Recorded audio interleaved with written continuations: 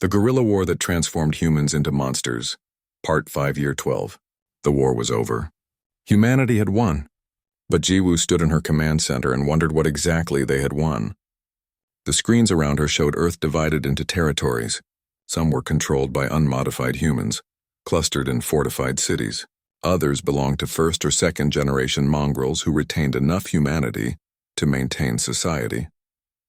The rest were wild zones controlled by the deep changed, the fully transformed humans who had left civilization behind entirely.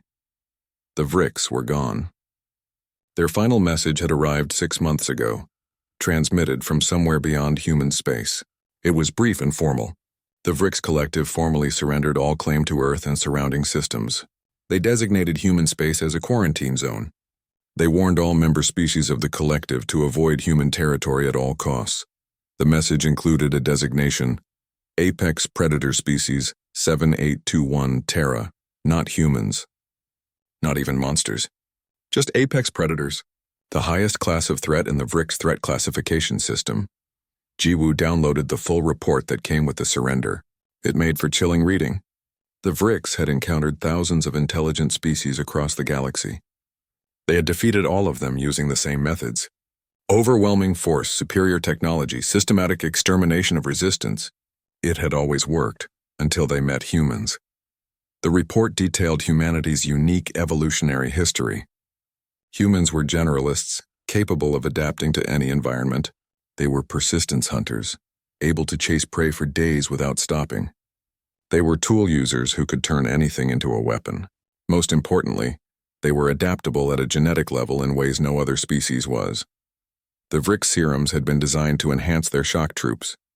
When humans used them, something unexpected happened. Human genetic plasticity meant the modifications worked better on humans than on Vricks themselves. Humans could stack multiple modifications, become stronger with each treatment. The Vricks could not. They created their own worst enemy, Youngmi said, reading over Jiwoo's shoulder. The researcher looked older now. The war had taken its toll on everyone. By trying to enslave us, they gave us the tools to surpass them. And to lose ourselves, Jiwoo said. She pulled up footage from surveillance drones. The deep changed hunted in packs across the wilderness. They had abandoned clothing, tools, language. They were pure predators now, living by instinct. Some of them had been her friends once. Now they were strangers wearing vaguely human shapes. A message came through from Taehyun. He wanted to meet at the border between human and deep changed territory. Jiwoo agreed, though she wondered why. She hadn't seen Taehyun in person for 2 years. Communication only, usually brief and tactical. She took a small security team and traveled to the meeting point, an abandoned military base halfway between her command center and the mountains where Taehyun operated. He was waiting when she arrived, standing in the ruins of what used to be a command building.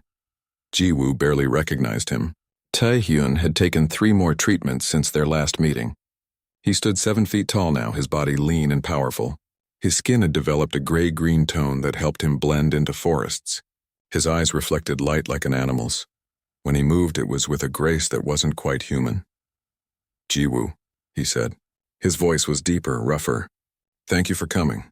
You asked to meet, Jiwoo said. She tried to keep her voice steady. This was Taehyun, her friend, her commanding officer.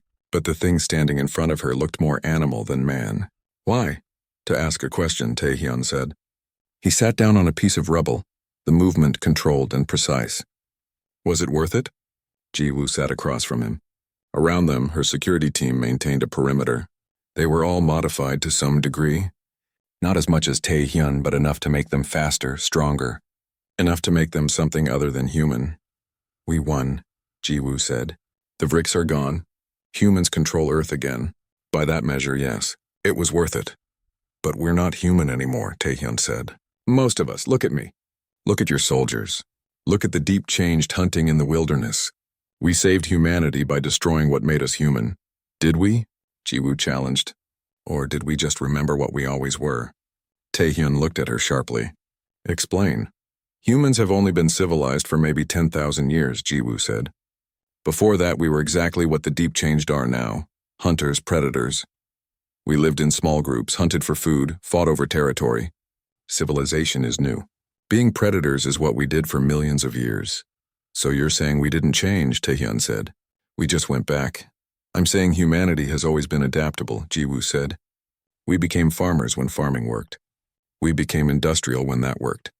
Now we've become predators again because that's what survival required. Maybe in another 100 years we'll become something else. Or maybe some of us will, Taehyun said. He gestured to the wilderness beyond the base. The deep changed aren't coming back.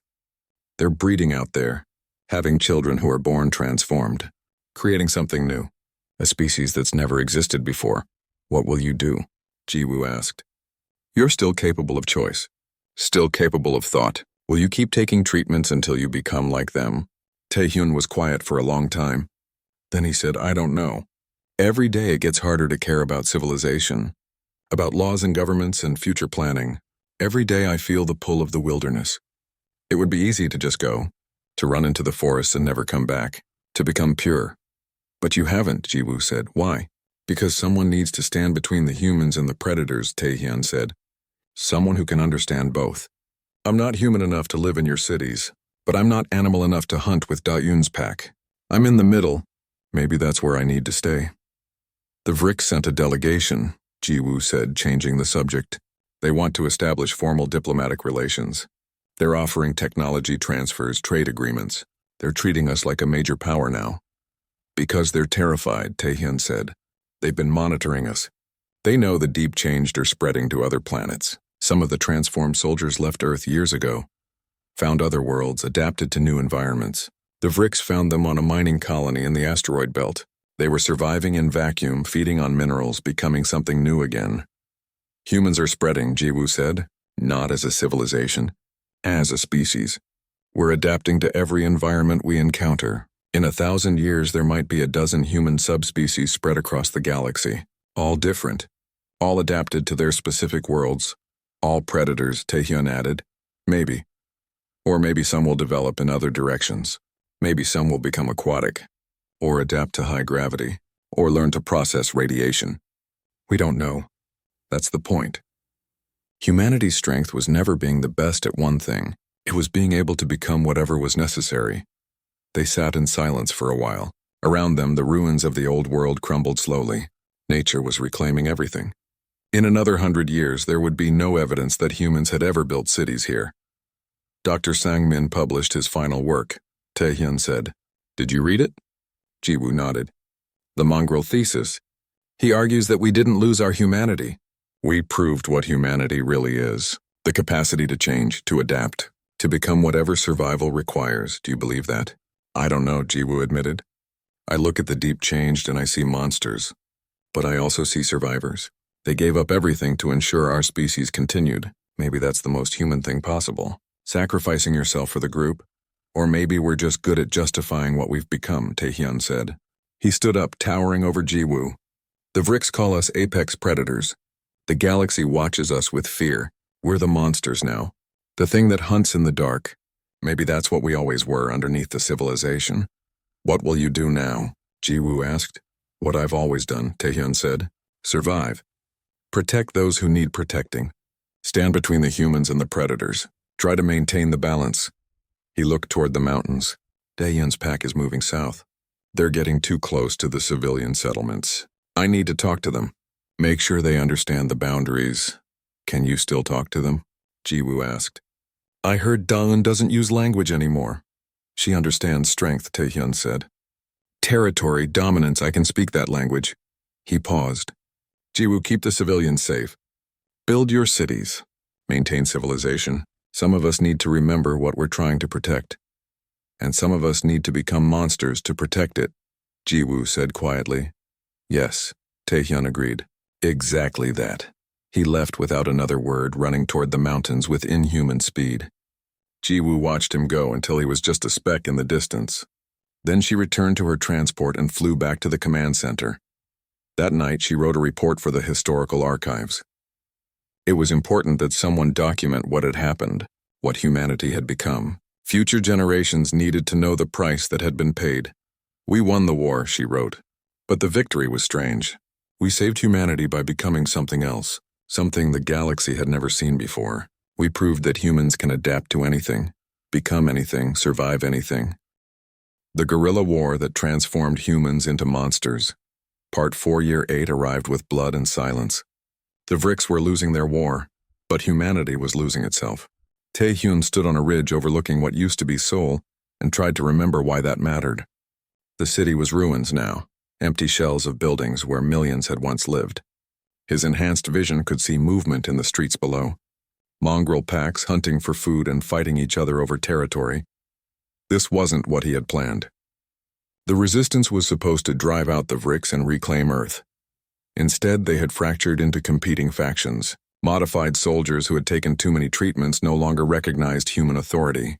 They formed their own packs, claimed their own territories, and killed anyone who challenged them. Dayun's pack attacked a settlement in the south. Jiwoo reported over the communication channel. Her voice was tired. She had spent 8 years trying to hold together an alliance that was dissolving daily. 40 civilians dead. They took all the food stores.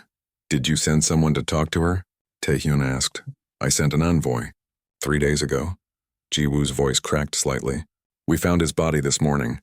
They ate him? Taehyun closed his eyes. Even with his modified brain, with his reduced emotional capacity, that hurt. Send me her coordinates. I'll handle it. Can you? Jiwoo asked. When's the last time Daun listened to anyone? The question hung in the air. Taehyun didn't have a good answer. Dayun had taken 7 treatments now. Youngmi said that was the threshold. After 7 treatments, the human mind essentially ceased to exist. What remained was something else. Something that looked vaguely human but thought like a predator. Taehyun gathered 20 of his soldiers and made the journey south.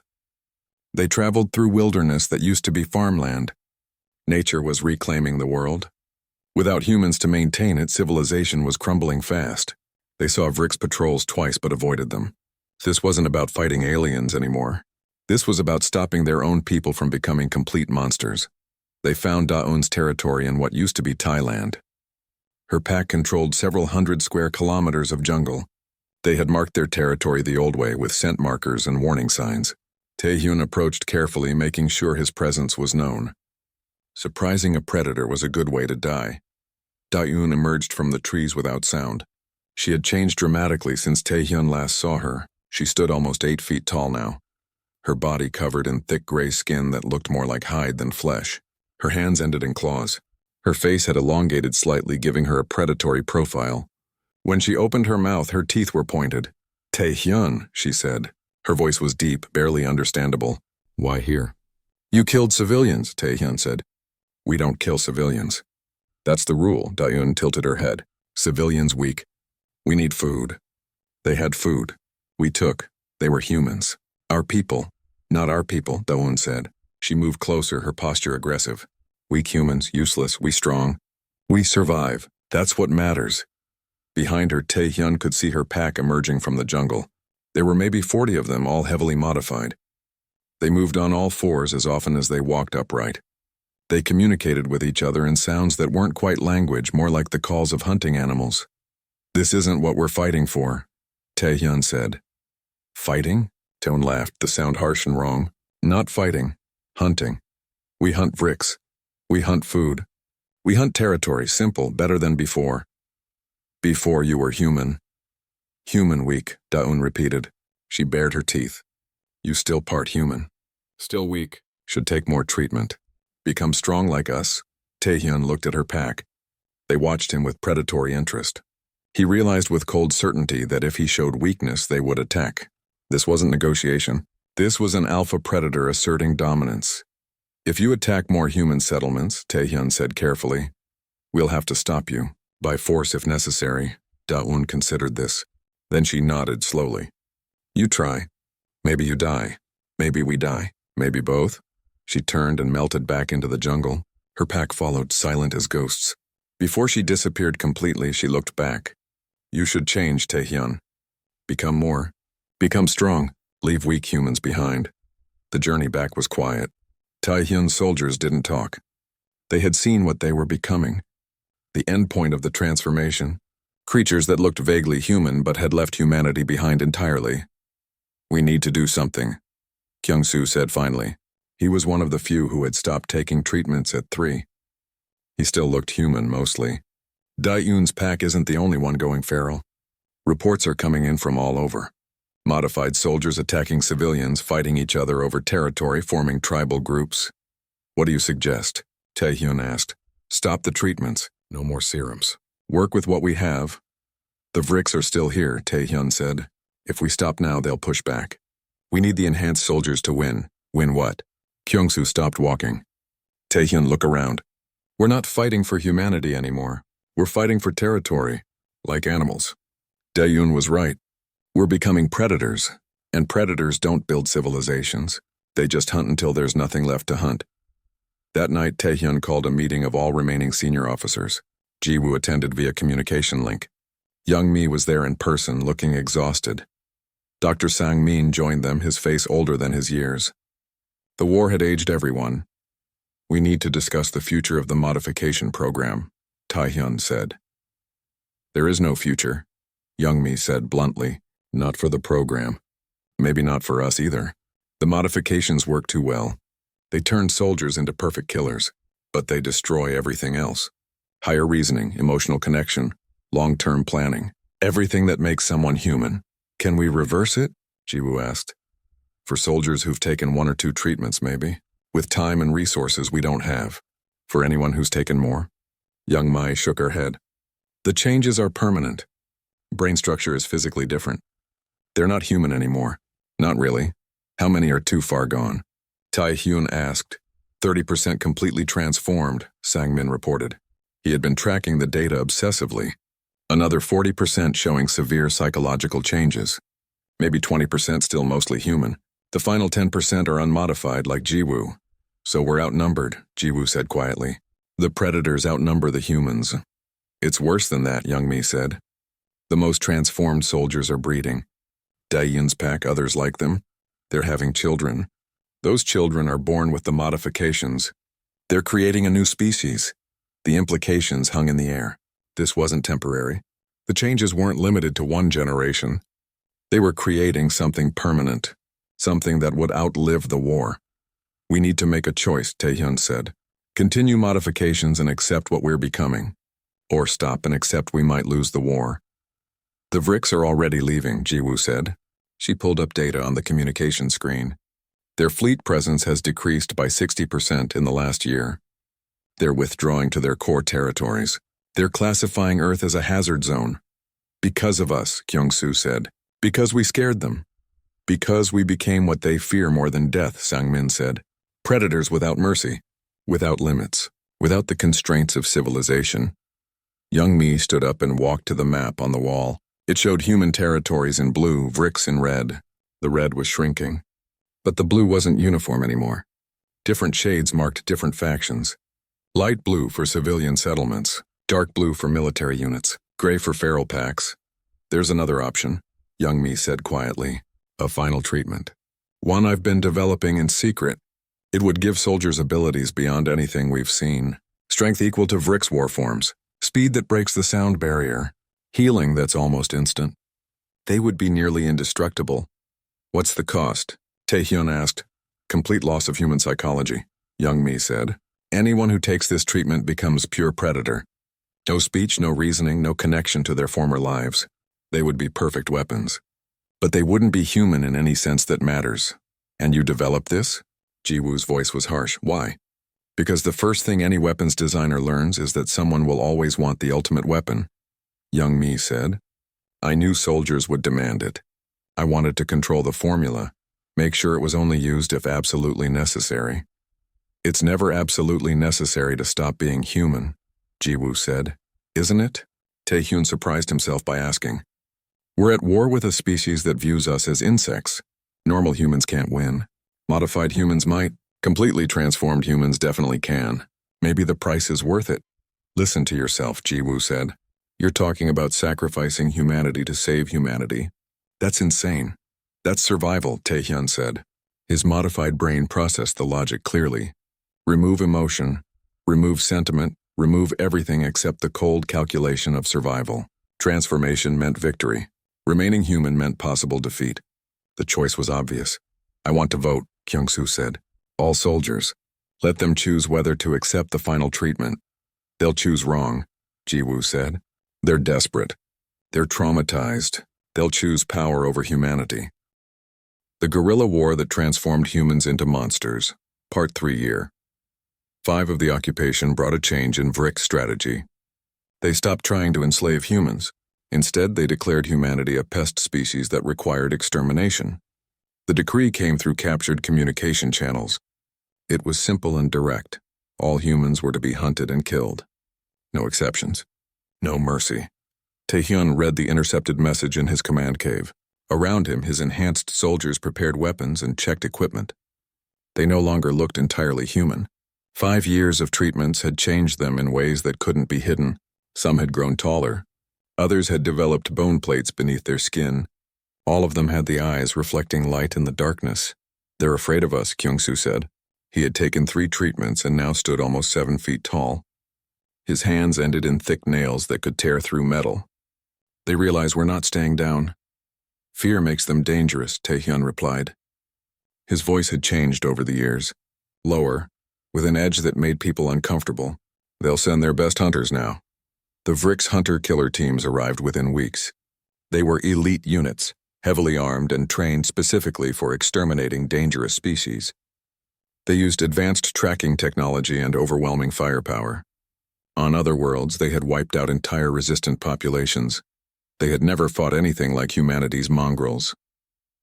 Lieutenant Da-yoon led a pack of enhanced fighters in the northern territories. She had taken 5 treatments, more than almost anyone else. Her body had changed dramatically. Her skin had developed a gray tone that helped her blend into shadows. Her hearing could detect heartbeats from 50 meters away. She moved through forests without making sound. Her pack operated in the mountains near the Vrick supply routes. They struck at night, killed everything, and disappeared before dawn. The Vrick sent hunter teams after them. Taehyun's pack killed those too.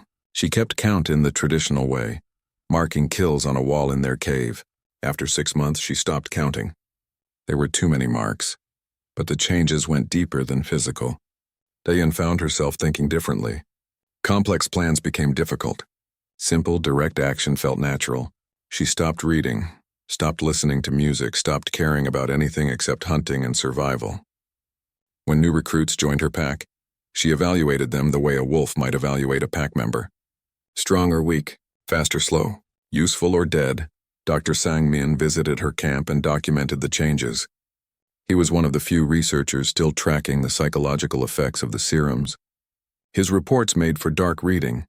Da-yoon shows advanced stage psychological modification, he wrote in his journal. She responds to commands but shows no interest in strategy beyond immediate tactical concerns. Her vocabulary has decreased by approximately 40%. She communicates primarily in short, direct phrases. Most concerning, she views unmodified humans with something approaching contempt. When I asked her about civilian casualties in a recent raid, she asked why it mattered. "They were weak," she said. "Weakness deserved death." In the south, Jiwoo maintained command from a hidden facility deep in the Australian desert. She was one of the few senior officers who remained unmodified. She knew why. Someone needed to remember what they were fighting for. Someone needed to maintain the human perspective. Her command center received reports from all over the planet. The news was mixed. Modified fighters were winning battles against Vrick's forces, but they were also changing in ways that terrified Jiwoo. Some packs had stopped responding to commands. Others had attacked unmodified human settlements, stealing supplies and killing anyone who resisted. "We're losing control," she told Taehyun during a secure communication. His face on the screen looked more angular than she remembered. His eyes caught the camera light and reflected it back. "Your mongrels are going feral." "They're effective," Taehyun said. "Vrick's casualties are up 400%. They're withdrawing from contested territories. Because we're becoming what they fear," Jiwoo said. "Not humans. Not soldiers. Just predators." Da-yoon's pack killed a group of refugees last month. Did you hear about that? 20 people, including children. Da-yoon's report said they were competing for resources. Taehyun was quiet for a moment. "I'll talk to her. Will she listen? Can she even understand anymore?" Jiwoo leaned closer to the camera. "Taehyun, look at yourself. Really look. When's the last time you read something? When's the last time you thought about what comes after the war? After the war doesn't matter if we don't survive the war." "That's exactly my point," Jiwoo said. "You've stopped thinking long-term. You've become tactical. That's what the serums do. They make you better at killing and worse at everything else. The conversation ended badly. It always did lately. Jiwoo looked at the reports piling up on her desk. Modified soldiers showing increased aggression. Packs operating independently of command structure. Attacks on civilian populations. The mongrels were winning the war but losing themselves in the process. Young Mi arrived at Jiwoo's facility 3 weeks later. The researcher looked exhausted. She had been traveling between resistance cells, trying to develop new treatments that could enhance soldiers without destroying their minds. So far she had failed. The problem is fundamental, Young Mi explained over coffee in Jiwoo's office. The serums enhance survival traits. Aggression, predatory instinct, physical prowess. But those traits exist in opposition to higher reasoning. You can't make someone better at hunting without reducing their capacity for philosophy. Can you reverse it? Jiwoo asked. Can you bring them back? Maybe, if they've only taken 1 or 2 treatments. But someone like Daeun, she's too far gone. Her brain has been physically rewired. Even if we had a reversal serum, I'm not sure there would be enough of her original personality left to restore. Jiwoo thought about Daeun. Before the war, she had been a university student studying literature. She had written poetry. Now she communicated in grunts and killed without hesitation. The transformation was complete. How many are like her? Jiwoo asked. Maybe 30% of modified soldiers, Young Mi said. The ones who've taken multiple treatments. Another 40% are heading that direction. We're creating a new species, Jiwoo. One that's better at survival but worse at civilization. That night, Taehyun led a raid on a Vrik's command post. His pack moved through the facility like ghosts, killing guards before they could raise alarms. They found the command center deep underground, protected by reinforced doors and automated defenses. Taehyun tore through the doors with his bare hands. Inside, they found something unexpected. A Vrik's research facility, filled with data on human genetics. Taehyun couldn't read most of it, but he brought in a translator device captured months ago. The translation was rough but clear enough.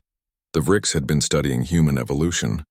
They had records going back millions of years, tracking humanity's development from early primates to modern humans. The report's conclusion chilled Taehyun even in his modified state. Humans were unique in the galaxy. Most species evolved for specific environments. They became specialists adapted to precise conditions. Humans were generalists.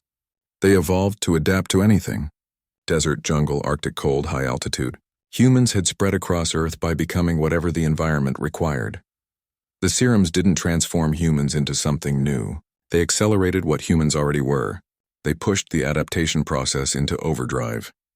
The Vrik's had realized too late that enslaving humans was impossible. You couldn't enslave a species that would rather transform itself into monsters than submit. Taehyun downloaded the data and destroyed the facility. On the way back to his camp, he thought about the implications. Humans had always been predators. Civilization was just a thin layer over millions of years of evolution. The serum stripped away that layer, revealing what humans had been before language, before tools, before mercy. He met with his senior officers that night. Most of them were heavily modified. Kyungsoo Daeun through video link and Hyunwoo. Jiwoo joined via secure communication, her unmodified face a reminder of what they used to be. The Vrik's are retreating, Taehyun said. Not everywhere, but in key sectors. Our enhanced packs are too effective. They can't protect their supply lines anymore. So we're winning, Hyunwoo said. His voice was barely recognizable as human, more of a growl than speech. We're becoming what they fear, Jiwoo said from her screen. That's not the same as winning. Does it matter? Daeun asked. She stared at the camera with eyes that looked more animal than human. We survive. That's what matters. Is it survival if we stop being human? Jiwoo challenged. Daeun tilted her head, the gesture eerily similar to a predator examining prey. Humans are weak. We're not weak anymore. That's better. The meeting dissolved into argument. Jiwoo wanted to stop issuing serums. Daeun wanted to accelerate distribution. Taehyun sat in the middle, feeling the pull in both directions. The human part of him, growing smaller every day, understood Jiwoo's concerns. The predator part, growing stronger, agreed with Daeun. We take a vote, Taehyun decided. All resistance cells. Should we continue the modification program or stop? And if they vote to continue? Jiwoo asked. What happens to the humans who don't want to transform? The Guerrilla War that transformed humans into monsters. Part 2. 2 years passed like a slow death. Taehyun's forces lived in caves, ate whatever they could hunt or steal, and struck at Vrick's supply lines whenever possible. They killed perhaps 100 aliens. The Vricks killed thousands of humans in retaliation. It was not a fair exchange. Taehyun stood in the main cave and studied a map marked with red circles. Each circle represented a failed operation. There were many red circles. His forces had dwindled from 15,000 to 8,000. Disease, starvation, and Vricks hunter teams took their toll. Conventional guerrilla warfare wasn't working.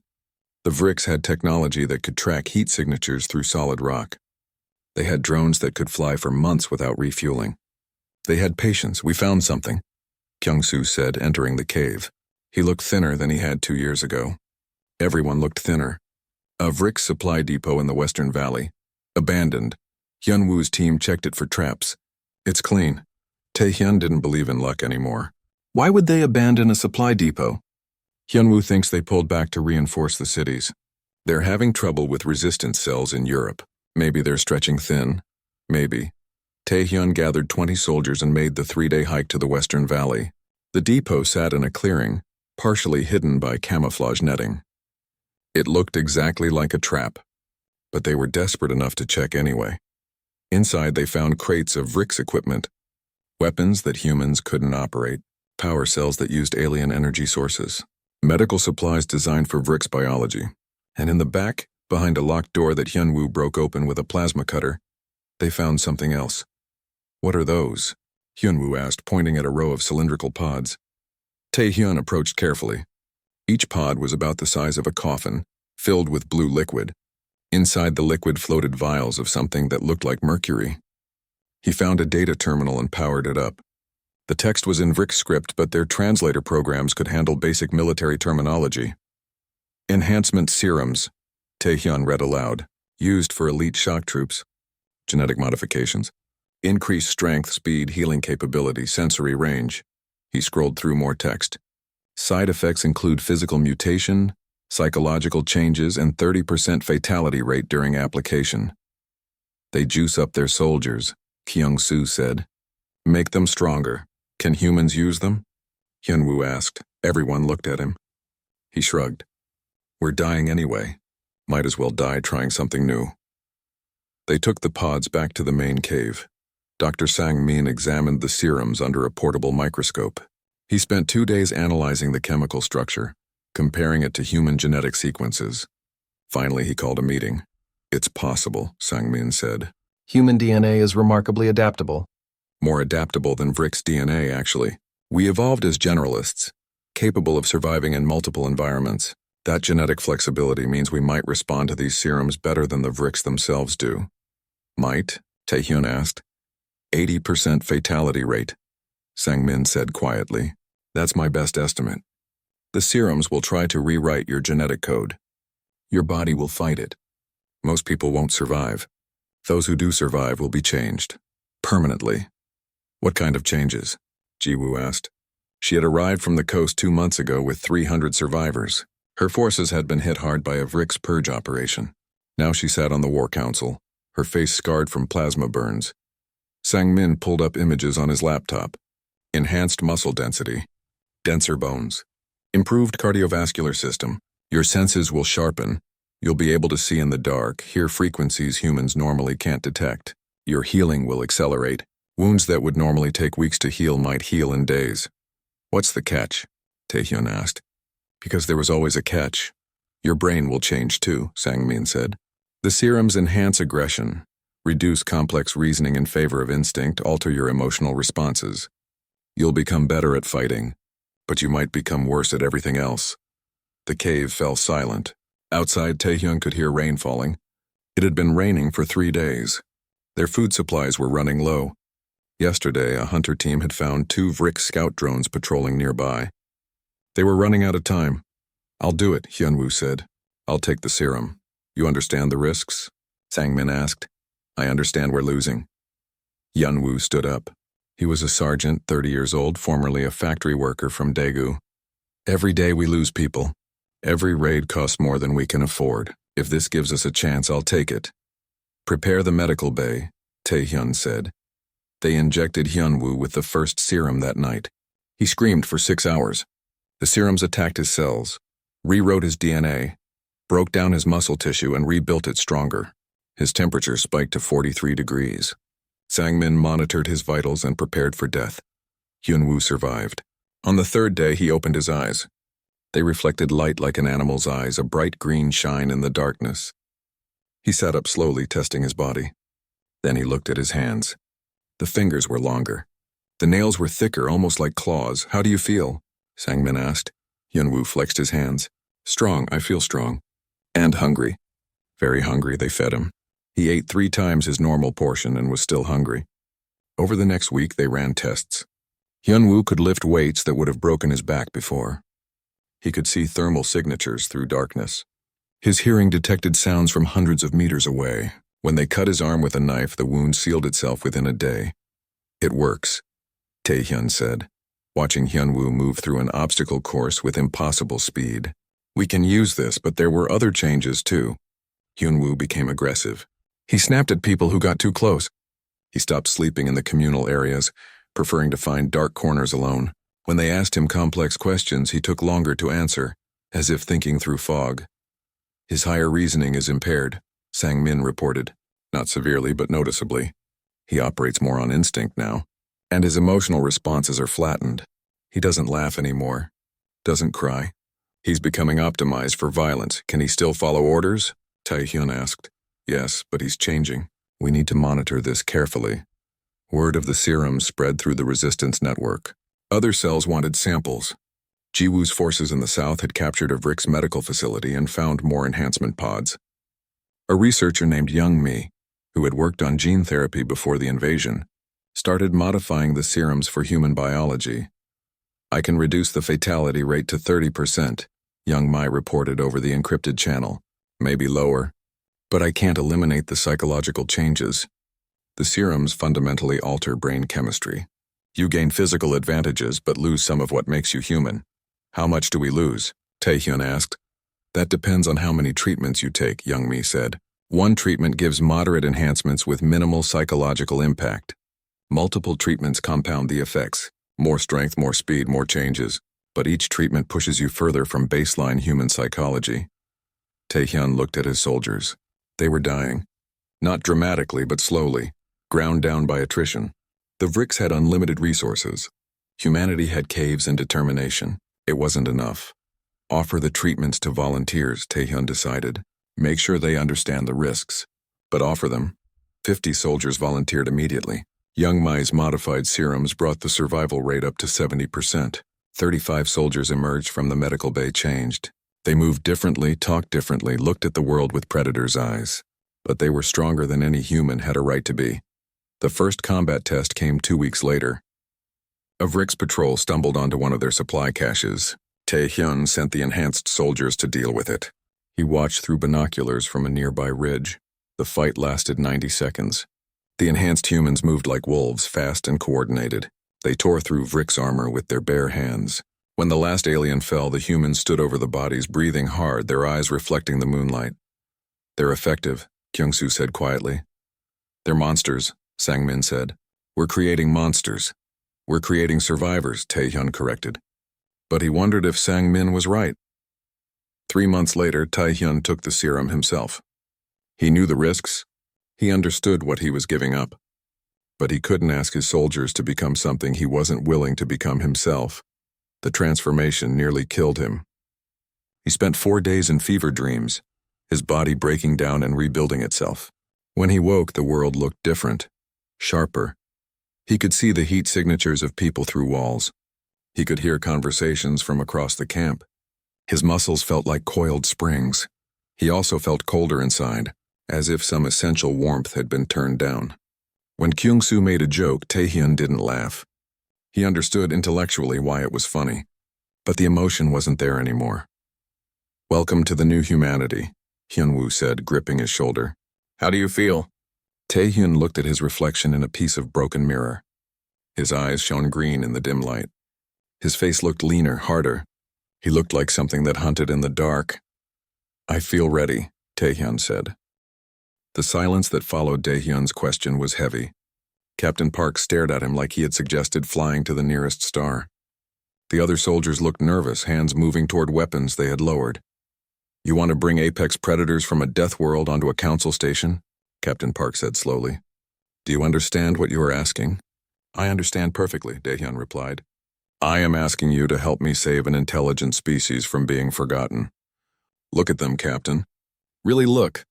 Hanul has been bringing me artifacts from ruins that prove there was an advanced civilization here. Her people might be descendants of that civilization. They deserve a chance." Tick-Tick, the xenobiologist, was making rapid notes on a data pad. "He is not wrong, Captain. If these creatures are proto-sapient or sapient, the Galactic Council has protocols. They cannot be ignored. This planet's classification would need to change. Scientific teams would need access, but we need proof that will convince the Council, not just scans and testimony." "Bring them," Daehyun said firmly. "Let the Council see with their own eyes. Let them watch Hanul and Biol demonstrate their intelligence. That is proof no one can deny." Captain Park looked at Hanul, who sat calmly despite being surrounded by armed soldiers and strange technology. The massive creature's eyes moved from person to person, clearly evaluating the situation. That alone showed more intelligence than most animals possessed. If they panic on the ship, if they become aggressive, we will have no choice but to neutralize them. Captain Park said finally. "The risk to the crew would be too great." "They will not panic if I am with them," Daehyun said. "Hanul trusts me. Biol trusts me. I will stay with them every moment of the journey." Another long silence. Then Captain Park nodded once sharply. "Tick-Tick, prepare containment protocols. Non-lethal. Focused on comfort and safety. We will make one cargo bay into temporary habitation. Daehyun, you better be right about this." "I am," Daehyun said, though his heart was racing. He was betting everything on his belief that Hanul would understand, would trust him enough to enter the strange human ship. Convincing Hanul was harder than surviving the death world had been. The massive creature circled the shuttle several times, sniffing and growling. The engines, even powered down, made her nervous.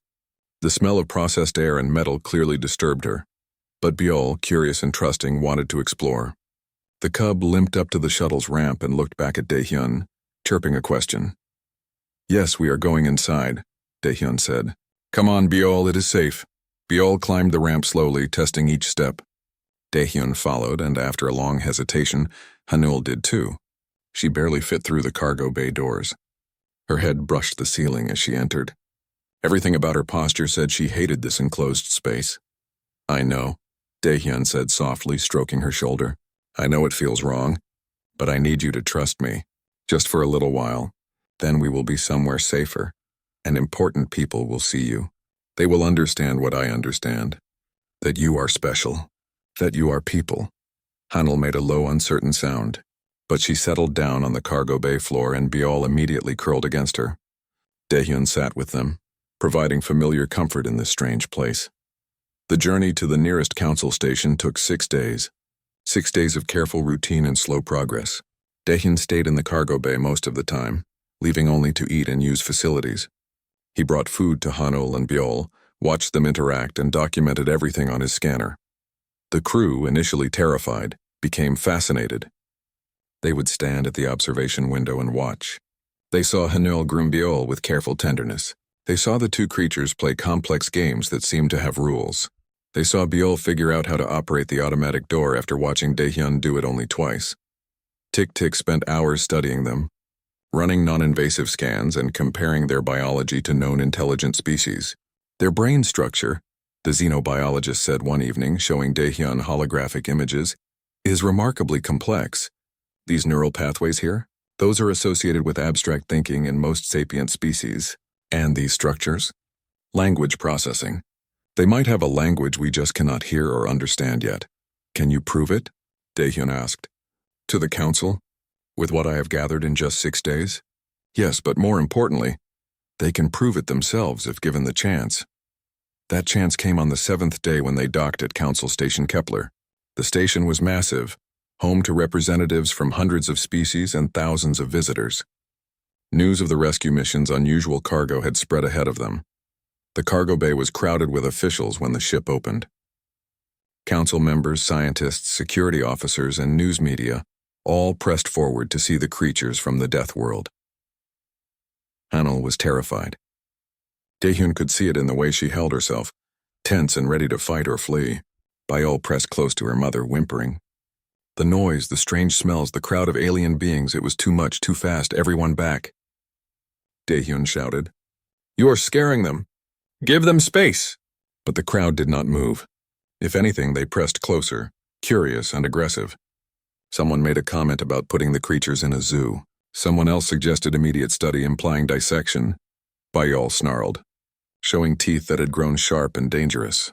Hanel rose to her full height, which in the cargo bay made her look even more massive. She roared, a sound that stopped every conversation and made several officials stumble backward in fear. Security officers raised weapons. The situation was about to explode into violence. Then a clear voice rang out across the cargo bay. "Everyone stand down, now!" The crowd parted. Through it walked a human woman in formal diplomatic robes. She was older, with gray in her hair and the kind of presence that commanded attention without demanding it. "Ambassador Lee Ji-woo," Captain Park said, snapping to attention. The ambassador walked calmly through the crowd until she stood at the edge of the cargo bay. She looked at Hanul and Byul for a long moment. Then she looked at Daehyun. "Tell me what happened," she said simply, so Daehyun told his story again. But this time it was not just words. He showed the scans from the ruins. He showed the translator work his AI had done.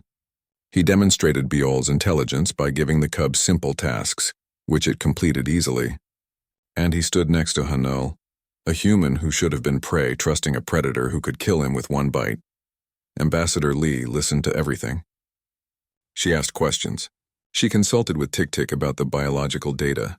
She examined the artifacts Daehyun had brought from the ruins. Finally, she turned to address the crowd. "I am calling an emergency council session. This world, Vareth 9, and its native inhabitants will be reviewed for reclassification. Until that review is complete, these two individuals," she gestured to Hanul and Byul, "are under the protection of the Terran delegation." "They are animals," someone in the crowd protested. From a death world, Ambassador Lee's expression turned cold. Earth itself was once classified as a death world. We were dismissed as unsuitable for civilized contact. Who here wants to argue that decision was correct? No one answered. "I thought not," Ambassador Lee said. "We will reconvene in 3 days for the formal hearing. Until then, these creatures will be given appropriate quarters and will not be disturbed." "That is not a request." The crowd dispersed slowly. When they were finally alone, Ambassador Lee turned to Daehyun. "You are either very brave or very foolish. I am not sure which." "Maybe both," Daehyun admitted. "But I could not leave them. They saved my life, and they deserve better than to be forgotten on a forbidden world." Ambassador Lee smiled slightly. "Earth has a habit of adopting strays. It seems you have inherited that tendency. Come, I will show you and your friends to better quarters.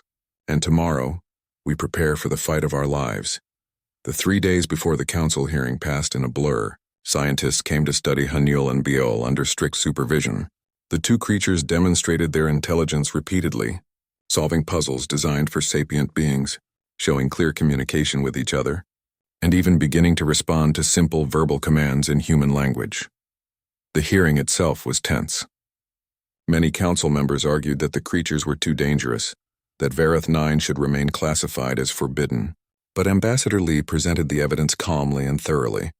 Ancient ruins proving a lost civilization, biological scans showing advanced neural development, behavioral observations demonstrating proto-sapient or sapient intelligence. The turning point came when a council member tried to dismiss Hanul as merely an advanced animal. Byul, who had been watching the proceedings from a special viewing area, operated the holographic controls without any prompting. The cub pulled up an image from Daehyun's scans, a picture of the ancient ruins, and displayed it for everyone to see. The chamber went silent. That creature just understood our discussion well enough to present relevant evidence, Ambassador Lee said quietly. "If that is not intelligence, I do not know what is." The vote was close. But in the end, the council agreed to reclassify Vareth 9 as a protected development world. Scientific study would be allowed. Settlement was forbidden. And most importantly, Hanul and Byul would be allowed to return home if they chose.